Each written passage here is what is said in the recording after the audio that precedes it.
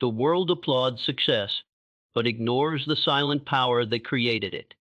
Want to know the real reason behind every legendary? Reese, it's not luck, it's not talent, it's something deeper.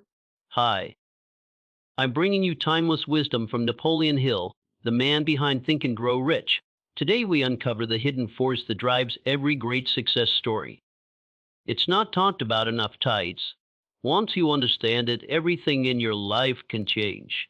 Too often we convince ourselves that our current position in life disqualifies us from the pursuit of greatness. We say things like, I'm not ready, or once I have more time, more money, more knowledge, then I'll begin.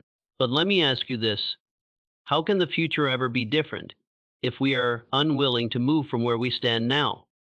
Napoleon Hill, in his timeless wisdom, taught that success begins not in the perfect moment, but in the decision to act within the imperfect one. The truth is, your current position is not your final destination. Where you are right now is simply the starting point. Present. The verdict is, life is a series of evolutions. But evolution is triggered by movement, not by waiting, not by hoping, not even by praying. Sat, unless that prayer fuels action, you can spend your entire life planning for the right time only to reach the end with nothing but unrealized potential. Hill believed deeply in the law of cause and effect, and the cause of every great achievement is often just one thing: the choice to begin right where you are. It's a mistake to think greatness is born from extraordinary circumstances. Most often it's quite the opposite. When Hill interviewed hundreds of the most successful individuals of his time, K.S. Carnegie, Ford, Edison, i.e., what he found was not privilege, not perfection, not timing. What he found was decision. What he found was a refusal to accept present limitations as permanent boundaries. Think of it this way: a seed doesn't wait for perfect soil, perfect weather, or the perfect gardener. It grows toward the sun with what it has where it is. You are no different. The soil you've been planted in, no matter how rocky, how dry, or how overlooked, the soil contains within it the nutrients of experience, pain, struggle, and insight that no textbook or mentor could ever replicate. There is tremendous power in acceptance ITAs, not the passive kind, but the strategic kind. The kind that looks at the current situation with clear eyes and says, this is where I am, and this is what I will do with it.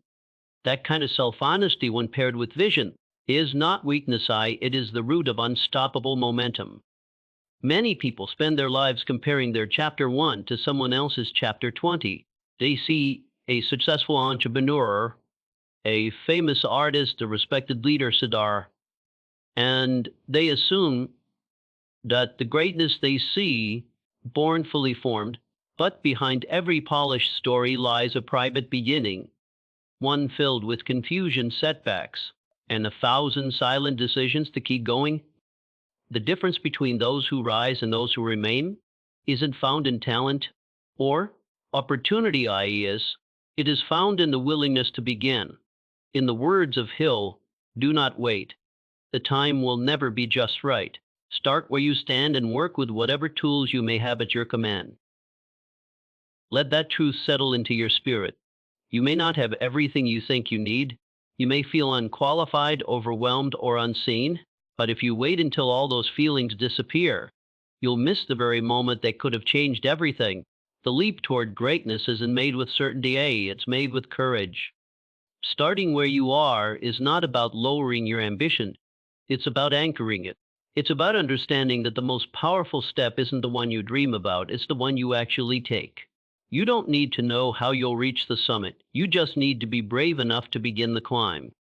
So let today be that beginning. Let today be the day you stop waiting for permission, for perfection, or for peace of mind. None of those are requirements prior. They are results of action. Begin where you are. Use what you have. Move toward what you want. And never forget, the road to greatness starts exactly where you stand. Because the distance between you and the life you desire isn't measured in miles eyes. It's measured in moments of decision. And the most important decision is always to begin. Most people think their circumstances define them. They say things like, I wasn't born into money, or I didn't have the right education, or no one gave me a real chance, and they wear these stories like a badge, not realizing they're actually wearing chains But the truth, S and Oz, and this is a hard truth, Essen, is that your environment, no matter how difficult, is not the architect of your destiny. It is only the material. You are the builder. Napoleon Hill understood this better than most. In his interviews with the great industrialists and pioneers of his time, he uncovered something revolutionary. Almost all of them started in unfavorable, even punishing conditions. They didn't rise because of their environment, hell. They rose in spite of it, and eventually they rose because of it. Because within every limitation, there's a lesson, and within every struggle, there's a strength, but only for those willing to claim it. You see, too often we assume that if we're not in an ideal setting, then we can't begin our journey towards success. But greatness has never been about location, IS. It's about orientation, it's about how you view your environment, how you respond to it, and how you turn obstacles into stepping stones. The environment you're in, your family, your culture, your job, your city, may not be supportive. It may even be hostile, but here's where the real shift happens. Once you stop expecting your environment to shape you and instead decide to shape yourself within it, everything changes. You stop being a product of your surroundings and become a producer of your reality. Hill taught that thoughts are things, but I'll add this. Hilarious environments can be illusions. We think we're stuck because everything around us says stay small. But that voice is not the environment. That voice is fear masquerading as practicality. It's not the walls around you that trap you. It's the belief that the walls are permanent. Let me share something that's been proven. Time and again, a powerful mind in a weak environment will always outperform a weak mind in a powerful one. Why? Because the mind is the engine. The environment is just the terrain. You don't control the terrain, SRD, but you do control how you drive through it. And this is where personal power begins, when you recognize that your current surroundings are not fixed. They are moldable, not overnight, and not without resistance, but with persistence and direction. Hill would say you are the master of your fate, the captain of your soul. That's not poetry, it's strategy. When you shift from reacting to your environment to responding with vision and intent, you start to bend your reality. Now, it would be naive to pretend that some environments aren't more difficult than others. There are people listening right now who have been told they'll never amount to anything. Some have faced abuse, neglect, poverty. Some are surrounded by people who mock ambition, who poison the air with doubt. I don't dismiss that pain, I honor it, but I'll say this with every fiber of truth I know. What surrounds you doesn't have to control you. It can inform you, teach you, even scare you, but it doesn't get the final word. You do. In fact, some of the most remarkable transformations begin when a person decides to use their environment as contrast, as a reminder of what they will not accept as their future. That fire, that defiance, that refusal to be defined by what's outside of you, that's the birth of real greatness. But it's not enough to wish for a better environment. You must create one. And the first step is internal. You begin by protecting your mindset the way a warrior protects his strategy. Read daily. Reflect deeply. Surround yourself, even virtually, with ideas and voices that elevate you. That's how you build an environment within that is stronger than the one outside. Because ultimately, the most important environment you live in is the one you carry with you. Your thoughts, your beliefs, your standards change those, and eventually your outer world catches up.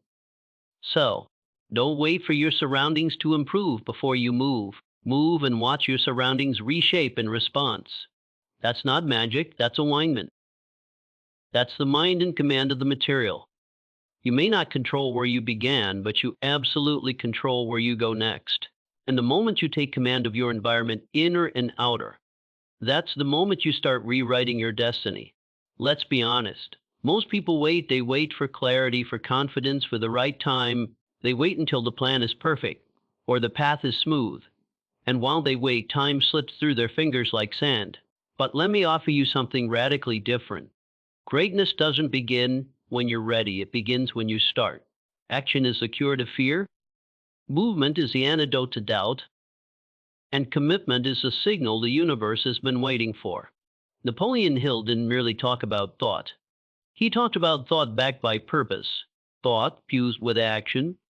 Desire alone is powerless unless it's translated into effort. He taught that every idea must pass through the furnace of work before it becomes real. And that furnace, it begins right where you are, not where you wish you were. We've developed this dangerous habit in modern thinking, the belief that we need motivation before we act. But the truth is, motivation is a result, not a requirement. It comes after momentum, not before. The moment you begin moving, even in uncertainty, even with trembling hands, a part of your mind awakens that's been dormant. Suddenly, solutions begin to appear. Energy starts to rise. Confidence, that elusive trait so many chase, begins to grow because you're doing, not just thinking. One of the greatest lies is that clarity precedes action. In truth, clarity comes from action. The fog lifts after you take the first step, not before. Think of every great achievement in history. The Wright brothers didn't wait for perfect weather or flawless design. They crashed, rebuilt, crashed again until one day they flew. Edison didn't wait to be sure he could create the light bulb. He simply began and failed thousands of times until the light finally came on. Literally, action is not just the beginning of progress, it's the forge in which belief is shaped. You don't build faith in yourself by sitting and thinking about your potential. You build it by watching yourself act, especially when it's hard. Every time you do something uncomfortable, you earn trust in yourself. That's real self-confidence, not hype, not ego, but earned belief through disciplined action. There's a beautiful, often misunderstood principle in Hill's work decision. He said successful people make decisions quickly and change them slowly. What he meant was that greatness belongs to those who commit, not to the one who overthinks, not to the one who drowns in research, but to the one who steps into the unknown with boldness and resolve. Even a flawed plan, executed with courage, will outperform a perfect plan that never leaves the notebook. And here's something to consider: starting where you are doesn't mean lowering your aim. It means raising your urgency. It means understanding that now is the only place power exists. The past is memory, the future is speculation, but the present, this breath, this moment, is the platform of transformation, and what you do in it writes the next page of your life. Some of you are waiting to feel qualified. You look at your flaws, your gaps, your insecurities, and you say, I'm not ready. But readiness is not a prerequisite for movement. It's a reward of movement. You become ready by doing.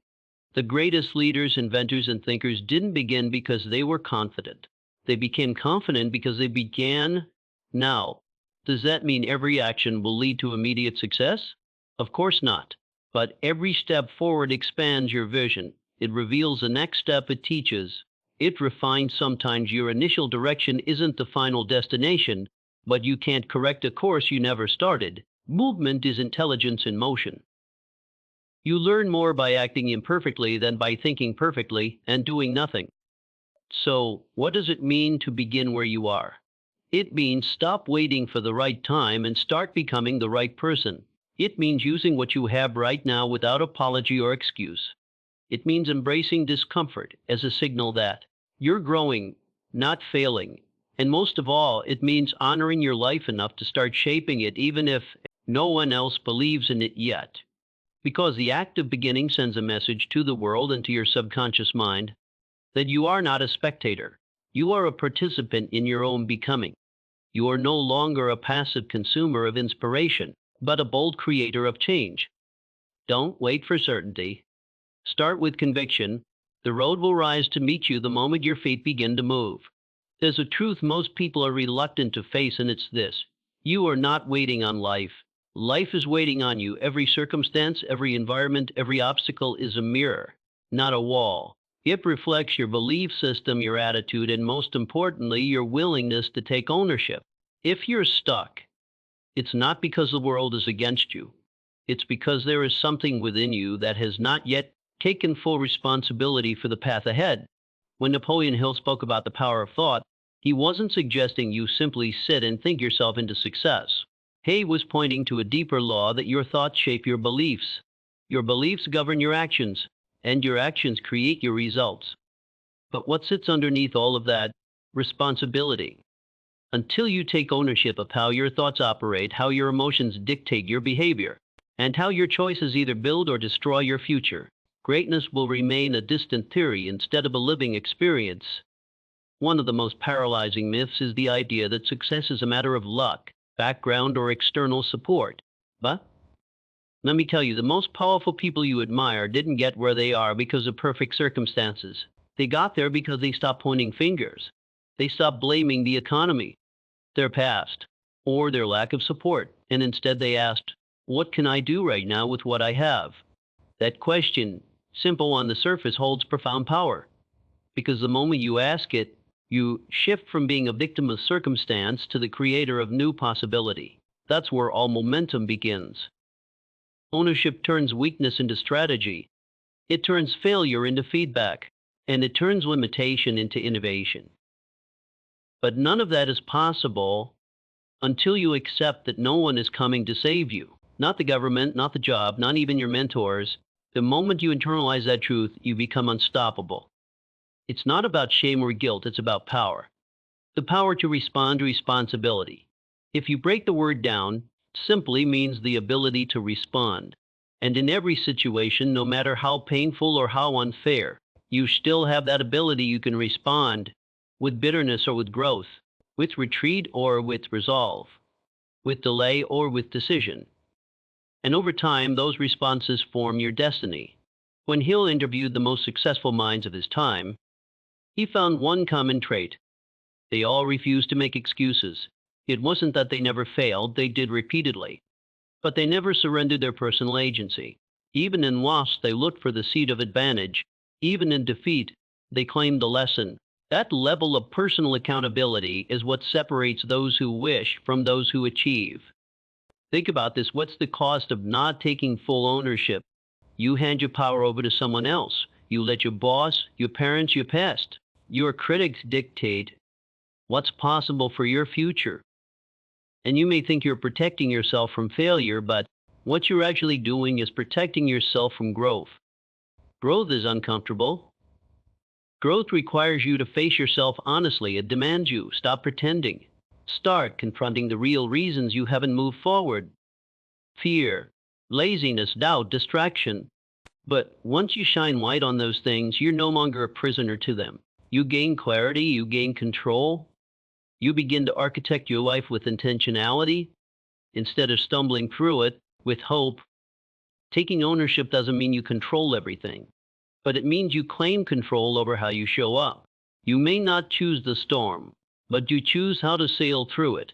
And that choice, repeated over time, builds something far more valuable than comfort. It builds character. And character is the currency of greatness. We live in a world that teaches us to outsource responsibility. Blame the algorithm, blame the system, blame the timeline. But every time you point outward, you weaken your inner authority. And every time you point inward, not in shame, but in strength, you reclaim it. So the next time you feel stuck, don't ask, "Why is this happening to me?" Ask, "What is this revealing about me, and what am I going to do with it?" That is the language of builders, leaders, creators. That is the mindset of someone who refuses to let circumstances define their ceiling. Own your thoughts, own your actions, own your path, because the moment you do, life stops happening to you and begins happening through you. Most people misunderstand the nature of persistence. They think of it as brute force, the grinding, exhausting push that must be sustained endlessly until results arrive. But in truth, persistence is not about pressure. It is about rhythm. It's about consistency with purpose, guided by clarity.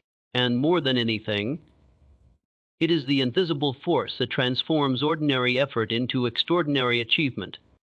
Look around at any meaningful accomplishment, whether it's a business empire, a work of art, a personal transformation, or a breakthrough innovation, and you'll always find persistence at its core. Not the kind that comes and goes with the motion, but the kind that stays even when no one is watching, when the applause is absent, and when the reward is still far from sight.